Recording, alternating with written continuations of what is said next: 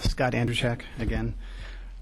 Mr. Chairman, this is one of the things that we've discussed, and again, we're calling for Mr. Sandrock's removal from office, specifically for these emails, but also for the disaster that is known as Sunrise Waterway and Sunshine Lake.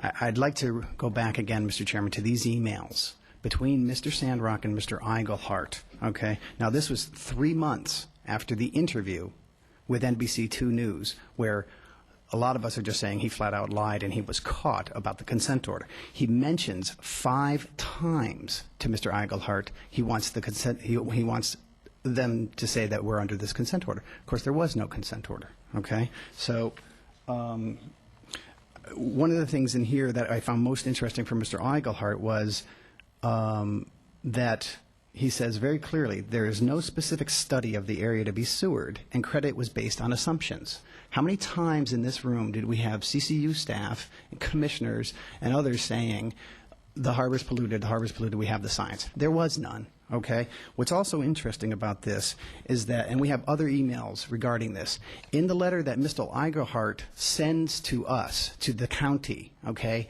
he edits out the part that is in the email saying there is no science.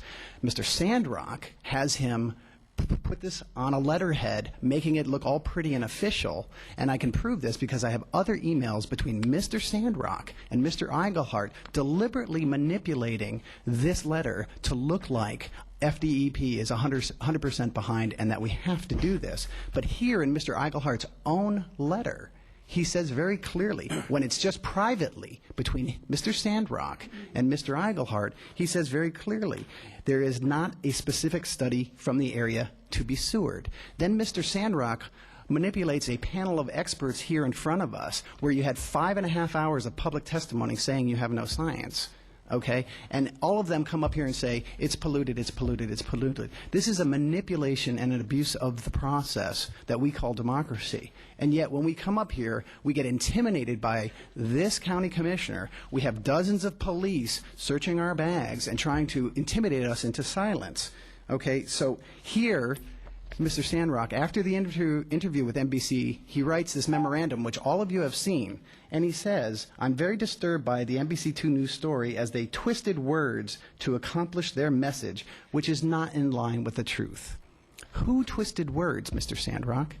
Mr. Eigelhart says very clearly, there is no consent order, there is no pollution, there is no specific study, and then you go on the camera and you say these things. And that's why I ask you, Mr. Chairman, Mr. Sandrock needs to be removed from office. We are liable for his actions. Mr. Andruchak, Thank you, Mr. Chairman. Yes, sir.